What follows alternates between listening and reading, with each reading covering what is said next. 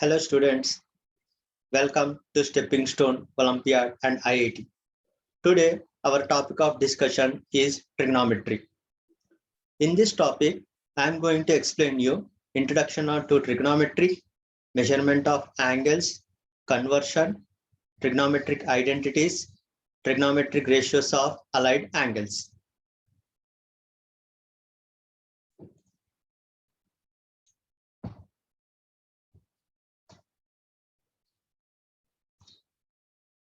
Trigonometry derived from two Greek words trigonon and metron, which means three-angle measurement in a triangle.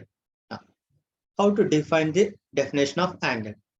An amount of rotation made by the ray OA to OB is called an angle.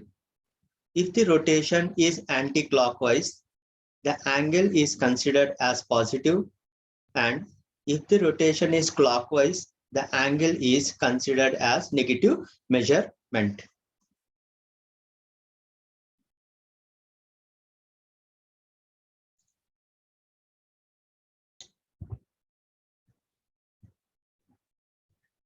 Applications of trigonometry. There are several applications are there. Few of them are: one is astronomy, navigation, seismology, design of electric circuits, estimating the heights of tides in the ocean, predicting stock market trends, heights and distances. There are three types of measurement of angles. Number one, sexagesimal system or British system. Number two, centesimal system or French system. Number three, circular system. Stop the video and write all the points and then try to recap and then proceed further.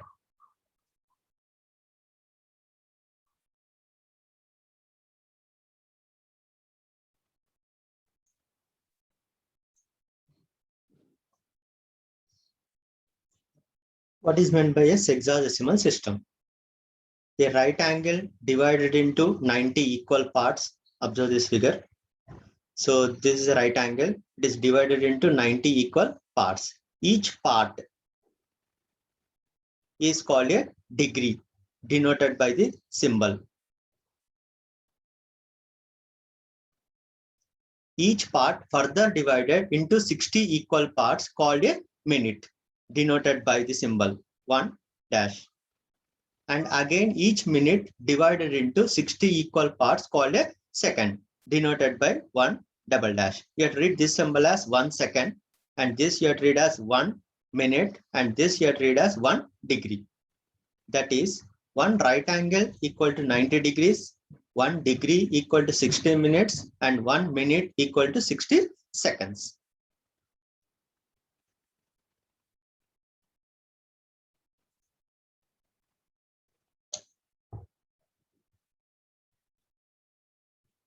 The second one is centesimal system. A right angle divided into 100 equal parts. Each part is called a degree, denoted by 1 G. You have to read this as 1 grade. Each grade again divided into 100 equal parts called minute. The symbol is 1 dash. And each minute further divided into 100 equal parts called second, 1 double dash. Now here you should remember that the notation for the minute and second is same as in the sexagesimal system, but you should not get confused.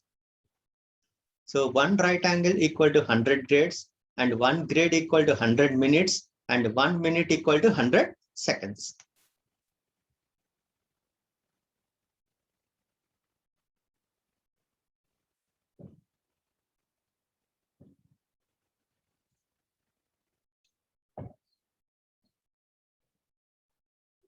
The third one is circular system or radian system.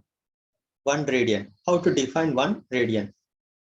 An angle made by an arc at the center of the circle whose length equal to the radius of the circle is called 1 radian.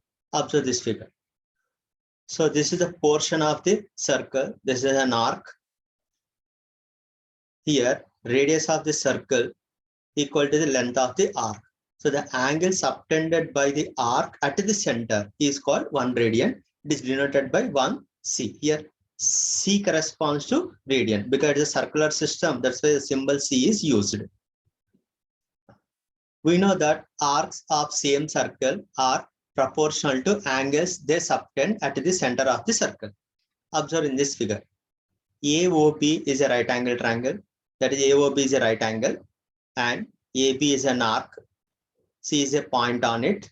So if I consider BC length is also radius of the circle, then angle BOC corresponds to 1 radian. So angle BOC upon angle BOA equal to length of the arc BC upon length of the arc BA. So angle BOC is 1 radian and angle BOA is 1 right angle equal to length of BC is radius R upon length of the arc BA is 1/4 of the circumference of the circle, that is 1/4 times 2 pi R. So from this you can get 1 right angle equal to pi/2 radians. R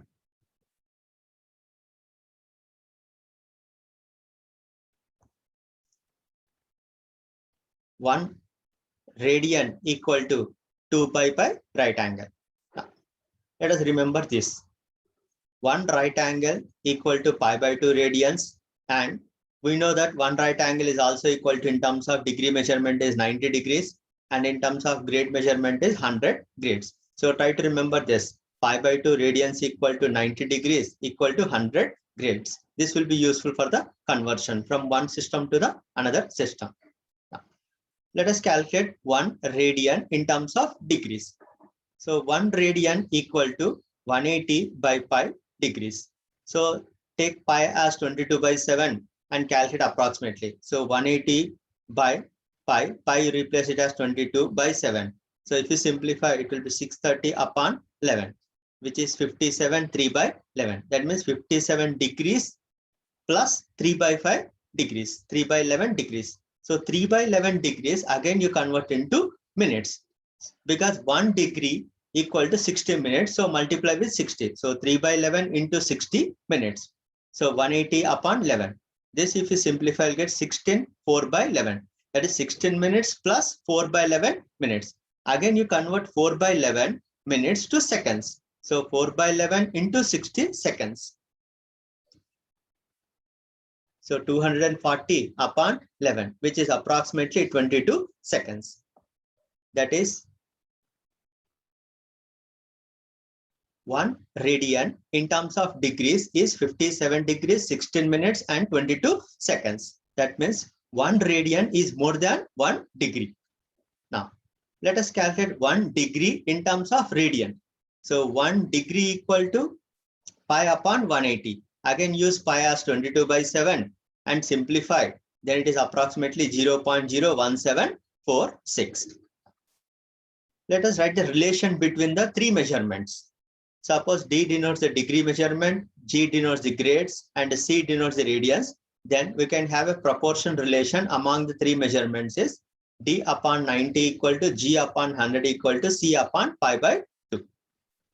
So when we know one measurement, and if you want to calculate the another measurement, use this proportion. Or you can use this also. 180 degrees equal to pi radians equal to 200 degrees, 200 grades.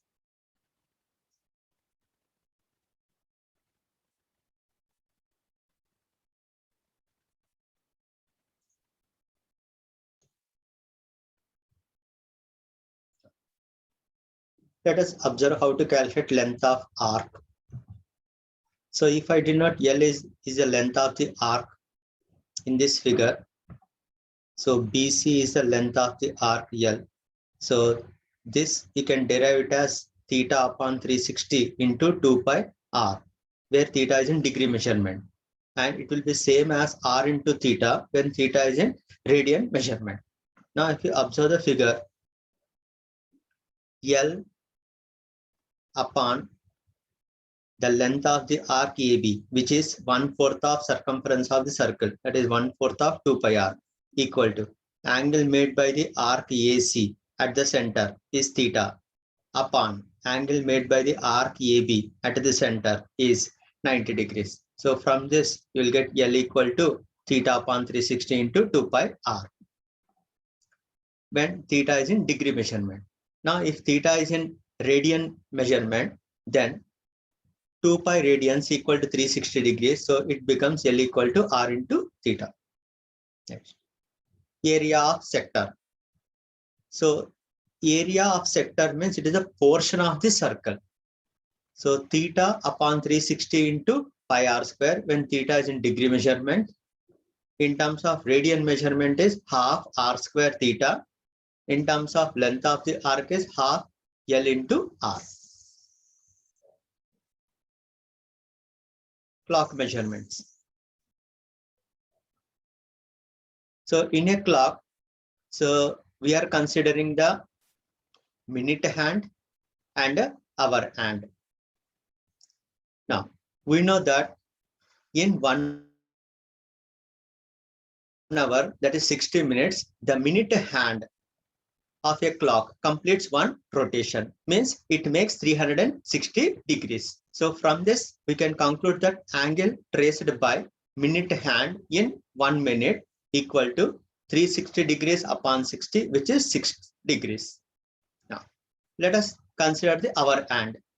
So the hour hand completes one rotation, that is 360 degrees in 12 hours. So angle traced by hour hand in 1 hour equal to 360 degrees upon 12, which is 30 degrees. In a similar manner, angle traced by hour hand in 1 minute equal to 30 degrees upon 60, which is half degree. So you need to remember that angle traced by minute hand in 1 minute is 6 degrees, whereas angle traced by hour hand in 1 minute is half degree.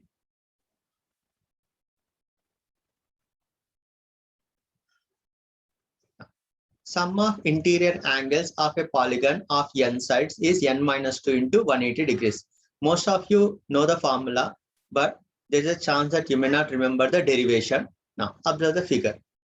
Now, A1, A2, A3, and so on, An is a polygon of n sides, means you will have n vertices. So, join all these vertices with the center of the polygon. So, there will be n triangles will be formed.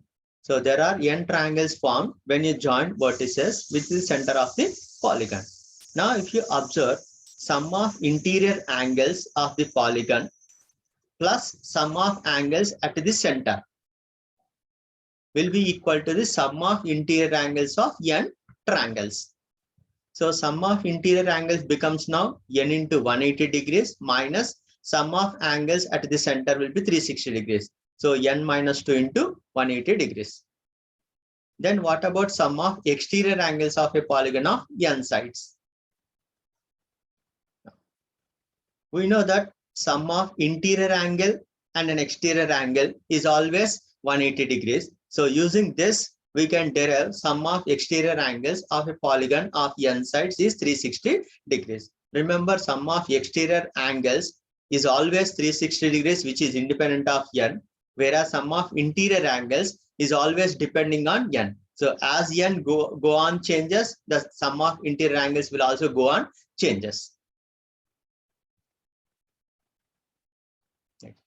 Number of revolutions made by the wheel of radius r is ratio of distance covered to circumference of the wheel.